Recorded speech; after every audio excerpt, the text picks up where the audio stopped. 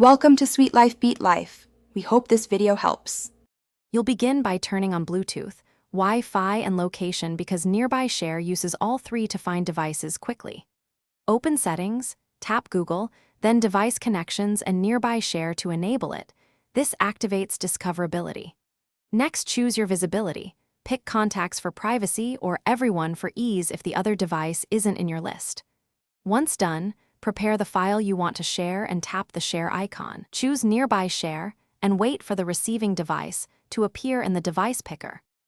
With Nearby Share enabled, open the file or photo and use the Share menu to start. Choose Nearby Share as the target and watch for the receiving device's name or avatar to pop up. Tap it to initiate a connection.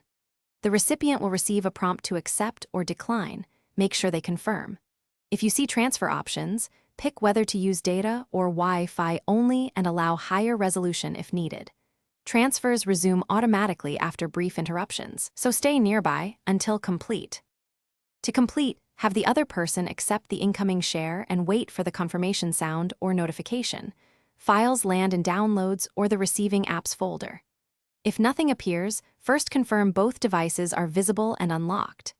Next, toggle Nearby Share, Bluetooth, or Wi-Fi off and restart phones if needed.